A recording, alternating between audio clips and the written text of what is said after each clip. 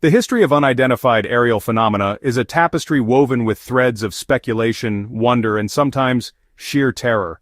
It is filled with strange lights and fleeting shadows, glimpses of the unknown that dance on the periphery of our perception, challenging our understanding of what's possible. But while many accounts remain just that, fleeting glimpses, some stories are different. They're not just about seeing something unusual in the sky, a light, a shape, an anomaly. They're about contact, a direct and often unsettling interaction. They speak of an experience so profound, so outside the realm of ordinary human understanding, that it shatters reality, leaving those involved forever changed. The Pascagoula abduction is one of those stories, a chilling account that stands apart. It's a pillar in UFO lore that refuses to fade, a case that continues to be discussed, dissected, and debated. It's a story that, regardless of belief, forces us to confront the possibility that we are not alone in the vast expanse of the cosmos. On October 11, 1973, under the cloak of a Mississippi night, something extraordinary and terrifying happened on the quiet, unassuming banks of the Pascagoula River in Mississippi. The account given by Charles Hickson and Calvin Parker, two shipyard workers, is one of the most detailed, unsettling, and disturbing abduction narratives ever recorded. A story that continues to baffle researchers and captivate the public. This wasn't a distant sighting, a mere speck of light in the night sky. It was close, physical, and utterly terrifying, an encounter that left them shaken to their core. Their immediate report to the local sheriff, detailing the unbelievable events, ignited a media firestorm, turning their lives upside down and thrusting them into the spotlight. It drew the world's attention to their small, quiet Mississippi town, transforming Pascagoula into a focal point for UFO enthusiasts and skeptics alike. The Pascagoula case quickly became a benchmark, a touchstone for evaluating all subsequent abduction claims that followed, setting a precedent for how such accounts were investigated and perceived. Hickson and Parker were not UFO enthusiasts, not individuals predisposed to believe in extraterrestrial encounters. They were ordinary blue-collar workers, visibly frightened and deeply confused, desperately seeking help and understanding. Their raw terror, evident in their voices and demeanor, secretly recorded by skeptical deputies hoping to find inconsistencies in their stories, ultimately became a key piece of evidence, adding weight to their unbelievable claims. This was a fresh trauma, a raw and unfiltered reaction to an extraordinary event. Not a story polished or embellished by time, but a genuine outpouring of fear and confusion.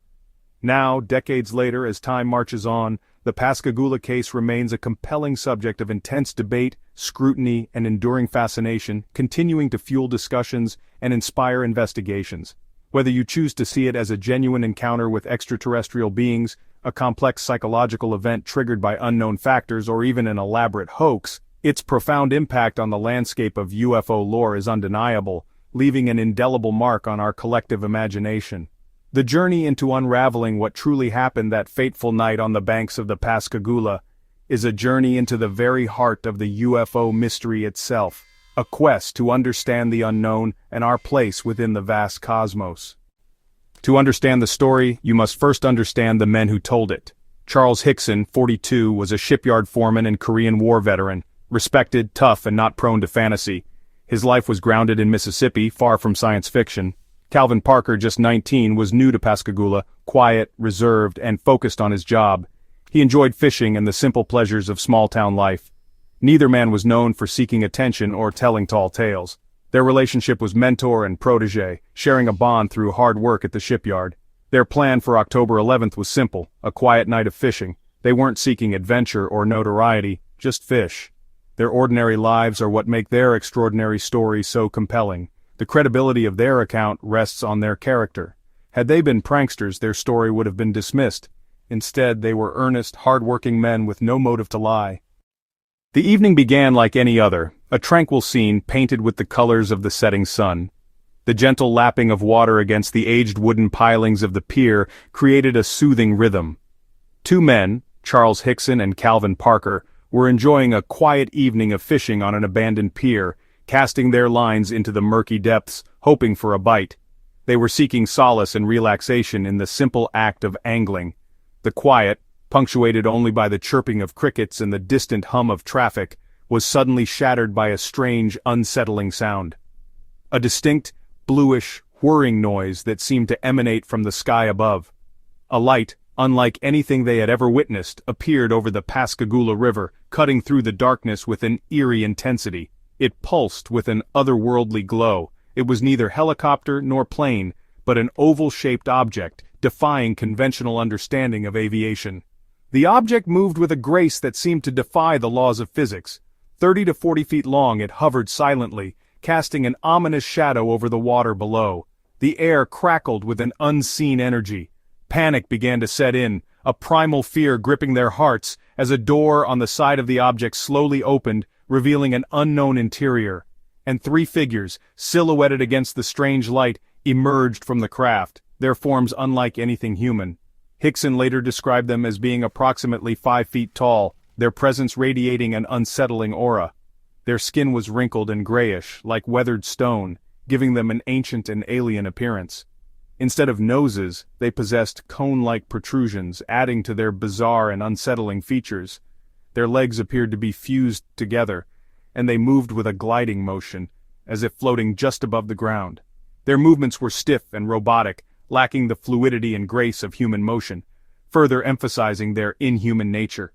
Hickson found himself paralyzed by an unseen force, unable to move or speak, his body completely unresponsive. Parker, overwhelmed by the sheer terror of the situation, fainted, succumbing to the overwhelming fear. The beings gripped Hickson with pincer-like claws, their touch cold and alien, sending shivers down his spine, and effortlessly floated him toward the open doorway of the craft, defying gravity with an unnatural ease. Inside, he found himself suspended in a sterile, brightly lit room, the air thick with an antiseptic scent. He was then scanned by a large, eye-like device, its purpose unknown, but its presence deeply unsettling. The examination was cold and clinical, devoid of any emotion or empathy, as if he were nothing more than an object of study. Hickson estimated that the ordeal lasted about 20 minutes, though time felt distorted and stretched, as if he had entered another dimension. He was vaguely aware of Parker's presence somewhere nearby, but he couldn't see him, lost in the sterile environment of the craft. Afterward, both men were inexplicably returned to the pier, left to grapple with the unimaginable events that had just transpired. The beings retreated back into their craft, and with a silent surge of power, the object ascended rapidly into the night sky, and as quickly as it had appeared, the night was silent again, the only evidence of the encounter the lingering sense of disbelief. For a long, silent moment, the two men sat in stunned silence, trying to process the impossible events they had just witnessed. Their world, their understanding of reality, had been forever changed by the encounter, leaving them with questions that may never be answered. The unimaginable had just happened, blurring the lines between science fiction and reality, leaving an indelible mark on their lives. Shaken to their core, Charles Hickson and Calvin Parker fled the pier, their minds reeling from what they had just experienced. They sat in their car, parked under the dim glow of a nearby street lamp, trying to process the impossible encounter that had unfolded before them. The silence in the vehicle was thick with disbelief and a growing sense of dread. Their first instinct, driven by a desperate need for answers and reassurance, was to seek help from local authorities, not to gain publicity or notoriety. Arriving at the Jackson County Sheriff's Office, they hesitated at the entrance, gripped by the fear of ridicule and disbelief. How could they possibly explain what they had seen?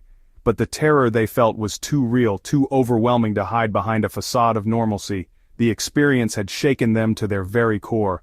Sheriff Fred Diamond and Captain Glenn Ryder listened intently to their story, their expressions a mixture of skepticism and professional curiosity. They remained skeptical naturally, but were also struck by the palpable fear radiating from the two men. Something significant had clearly occurred. In an attempt to discern the truth, the deputies decided to leave Hickson and Parker alone in a room, secretly equipped with a hidden tape recorder.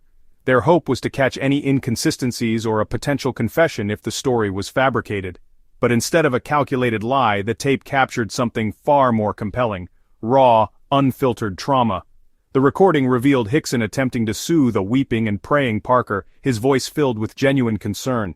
Their private conversation, filled with fragmented sentences and expressions of disbelief, painted a picture of confusion and fear rather than a carefully constructed conspiracy.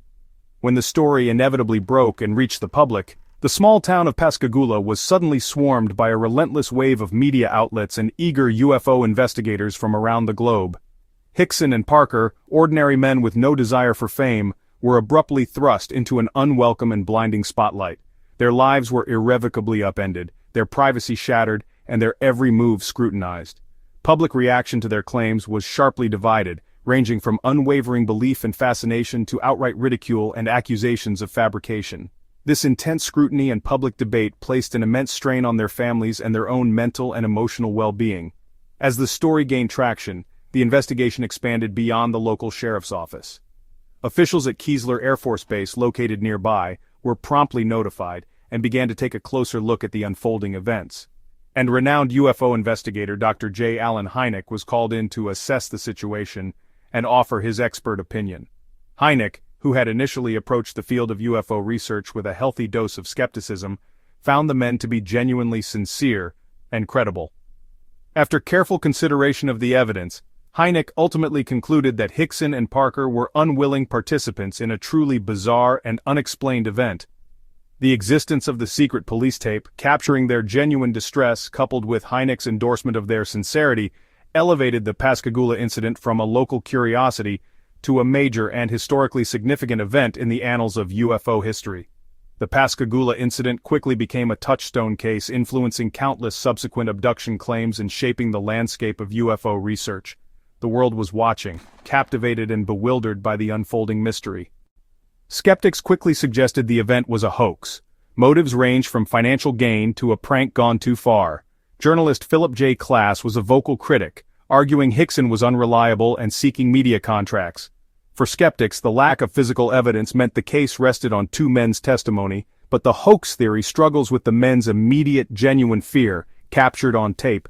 They went to the police, not the tabloids. Parker shunned the spotlight for years, suffering anxiety and distress. The idea that two ordinary men could sustain such a convincing lie under scrutiny is difficult to accept. The psychological toll on both men argues against a simple, premeditated hoax. While not impossible, the hoax theory leaves many questions unanswered. If not a hoax, could it have been a hallucination? Some suggest alcohol or drugs, but there's no evidence for this. Both men denied it, and officers saw no signs. The idea of a shared hallucination is rare, but possible. Another theory, misidentification. Could they have seen a military aircraft and in panic, filled in the gaps with terrifying imagery? But Hickson described paralysis and unique beings, not standard gray aliens. For both men to misidentify and hallucinate such a detailed, cohesive narrative seems unlikely. The experience was too physical to dismiss as just seeing a light. Their psychological profiles showed no predisposition to fantasy. The trauma they exhibited appeared to stem from a real, external event. The story had the texture of reality, one that left lasting scars. Some propose a classified military experiment as the explanation. The Gulf Coast is home to military installations. Perhaps a new drone or psychological weapon was being tested. The beings could have been advanced robotics or humans in suits, testing public reaction. This theory explains the craft, the paralysis, and the official interest. Other witnesses reported seeing strange objects and lights that night, lending credibility to a real event. Mike Cataldo saw a cigar-shaped object, a retired Navy man saw a blue light over the water. These independent sightings suggest something was in the sky, but why test secret tech near a public fishing spot? Why allow the story to go public? A real military operation would likely have been covered up. The existence of other witnesses confirms an object was there, but not its origin. The mystery deepens. The Pascagoula abduction is a foundational case in UFO history. Its importance lies in the credibility of the witnesses, ordinary men, terrified and sincere. The case is one of the most well-documented close encounters, with detailed descriptions and a secret police tape. The tape provides a rare, unfiltered window into the witnesses' psychological state moments after the event. Their conversation is not of conspirators, but of trauma. The case occurred during a major UFO wave, adding to its significance. Investigators like Hynek found the men credible, making the case a benchmark. It solidified the abduction narrative and moved the conversation beyond lights in the sky to direct physical interaction. The Pascagoula case remains a cornerstone for researchers because it is so well documented and unresolved. It forces us to confront the most challenging aspects of the UFO phenomenon. The mystery endures, inviting further investigation. Pascagoula changed the conversation forever. More than 50 years later, the Pascagoula case still haunts us. What truly happened to Hickson and Parker? Were they abducted, caught in a military experiment, or victims of a shared delusion?